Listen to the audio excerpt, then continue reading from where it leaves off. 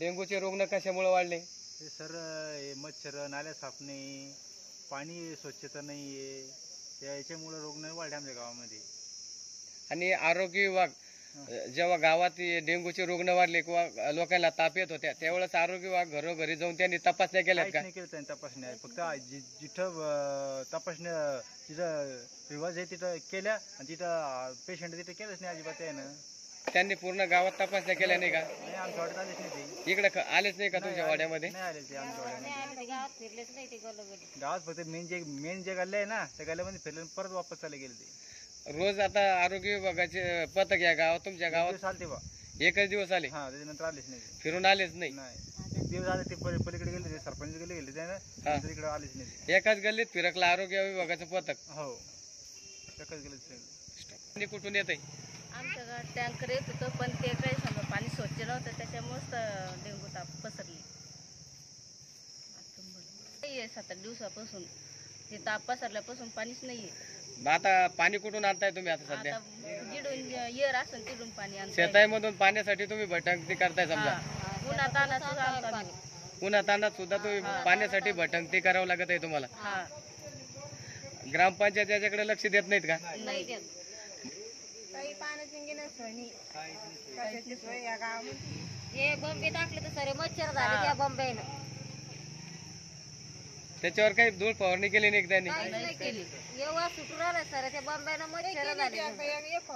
एकच फवारणी केली ढुपट थोडं बंद गावानं. हा ते कधी केली होती? परवा दिवशी. किडे झाले ते व्यवस्थित नाही करून राहिले, शिबुडण्यात टाकून राहिले, नाली काढून नाही राहिले, तिथं स्वच्छता करून नाही देऊ राहिले आम्हाला. ते डुकरं पडते तिथं सगळं आमचे लेकरं बाळ खेळते तिथं हापशीच्या जवळ. हापशी पशी आमच्या आम्ही पाणी आमचं घर जवळच आहे सर. लेकरं बाळ आमच्या जवळच खेळते तिथं. तुम्ही ग्रामपंचायतला कळवलं त्याविषयी? कळवलं आम्ही पण काही कानावर घेत नाही ती आमची गोष्ट. ग्रामपंचायत तुमची दखल घ्या ना का? नाही घ्यायना.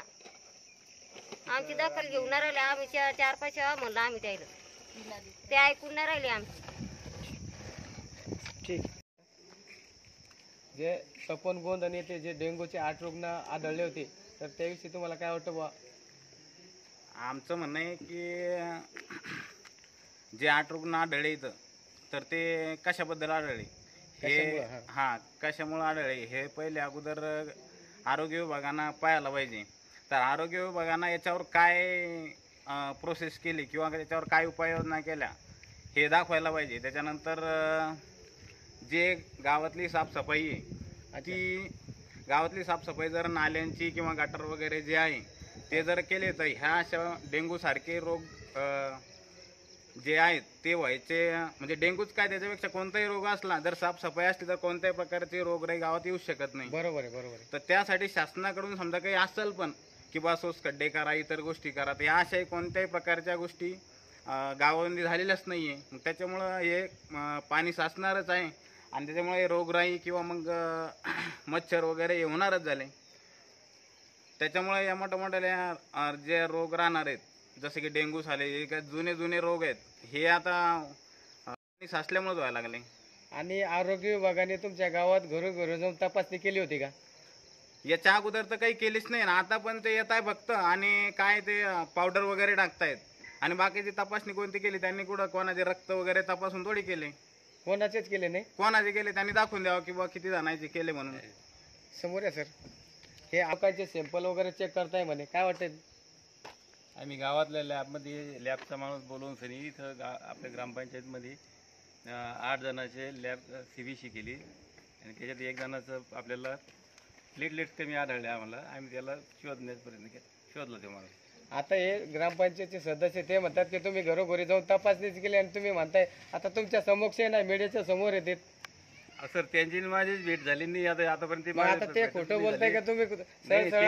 समोरच आहे तुमच्या. हो सर बरोबर आहे, पण आम्ही आता घरोघर चालत तुम्ही आलोक नाही आम्ही विचारू. आम्ही सुद्धा आम्ही मीडियाच्या माध्यमातून घरोघरी जाऊन विचारलं. बाहेर राहतात ऐका ना, मीडियाच्या माध्यमातून त्यावेळेस ते घरी सापडत नाही आम्हाला. आता घरी सापडायचं म्हणजे ते का काही ते मंत्री सत्री घरी सापडायला? हो ना, मग ते त्यांना मग आम्ही दिसलो नाही. मग बरोबर त्यांचं आता ते गावचे स्थानिक नागरिक आहेत ना. माझं साहेबाला असं म्हणणं आहे की माझा विषय नाहीये प्रत्येकाचा ठीक आहे, मी नसेल घरी, पण बाकी इतर लोकांना जर यांनी चौकशी केली समजा की तपासणी किती जणांच्या झाल्या, किती जणांच्या नाही झाल्या, हे त्यांनी समक्ष बघायला पाहिजे.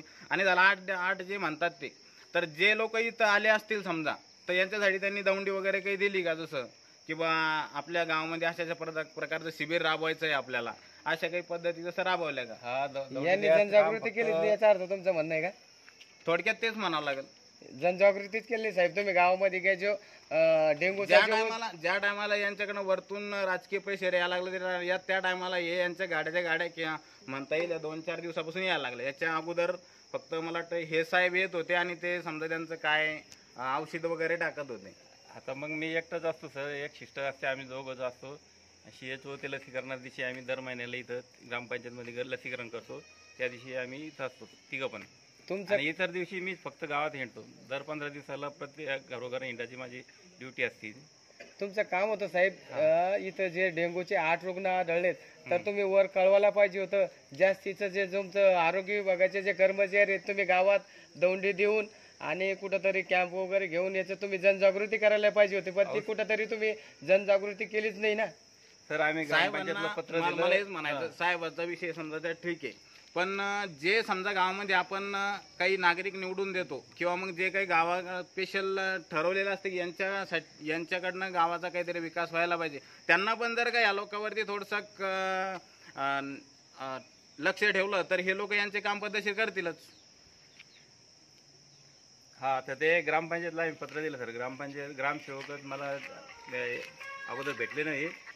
पत्र दिल्याच्या नंतर ग्रामसेवक आले, त्या दिवशी त्यांनी ते ऍक्टिव्हिटीला डेंग्यूचा ज्या दिवशीपासून समजा आपल्या गावामध्ये पेशंट निघत आहेत त्या टायमापासून ग्रामसेवक किती वेळेस गावामध्ये आले, त्यांनी किती मी त्यांना 4-4 वेळेस सांगून की या नाल्या साफसफाई करा, तर अजून सुद्धा यांनी नाल्याची घाण सुद्धा काढलेली नाही. हे बरोबर आहे सर यांचं. किती वेळ सांगितलं त्यांना, आता लाईव्ह त्यांना फोन लावून त्यांना विचारावं की बा सांगितलेलं आहे की नाही सांगितलेलं आहे म्हणून. आणि तुमच्या गावचे सरपंच सांगतात की आम्ही पूर्ण नाल्या साफसफाई केली. तुम्ही लाईव्ह चेक करू शकता तुम्ही. मी तुम्हाला नाल्या दाखवतो, नाल्या साफच नाही केल्यात ना. दाखवतो मी खोटं बोलन? बरोबर आहे. कॅमेरा खोटं बोलन का? नाही.